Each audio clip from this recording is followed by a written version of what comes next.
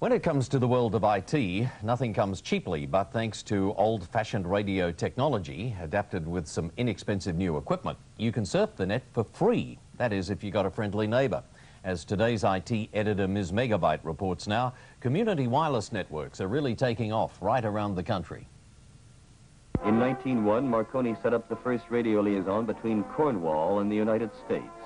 Pioneered by Guglielmo Marconi in the late 19th century, wireless transmission using radio waves revolutionised the world of communications, enabling people to transmit information through thin air from across the road to across the world. How are you? Good, you? Oh, pretty good.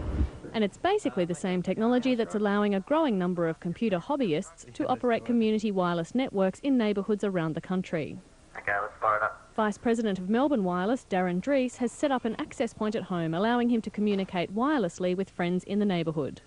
Basically, your access point or your wireless card converts the signal coming down a network cable or from your PC into radio waves. Similar to, for example, a baby monitor or a cordless phone that works across wireless, and the device at the other end converts it back into network. So data comes in to the box, goes out an antenna, across the radio waves to the other antenna, is received and decoded back to network. Basically anything you can do on the internet, you can do on a wireless network, aside from the fact that it's a closed network. So you can have chat sessions, video conferencing, playing games. That's generally a big one. Voice over IP, telephony across the network. The Melbourne network has grown from 2 friends 2 years ago to over 1,000 registered members today. And as more people get connected, they hope to link the many small groups to create citywide network coverage. Fellow enthusiast Barry Park loves the portability and minimal setup costs of wireless communication and enjoyed making his $5 chip tin aerial. Okay, we're ready. Can we see him? Hello, Hey. Darren. Hi, Mega, how are you? I'm very well. How is it back at the office? Actually, Mega, I'm out in the car at the moment.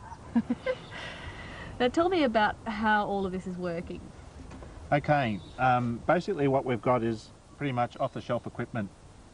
We're using a wireless card, which you can buy in any retail store. Some of them have antenna jacks, which means you can plug in an external antenna.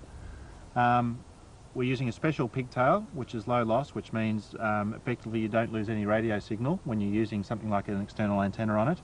And as you can see, antennas can be made out of basically anything. Hey, Darren, don't you think this is so amazing? We've got a can of Pringles and we're talking without wires. Yeah, it's cool, isn't it? Totally. Head of the Sydney-based Australian Wireless Association, Jamie Lovick, has set up a node at a backpackers hostel in Balmain, allowing locals to get to know people from around the globe.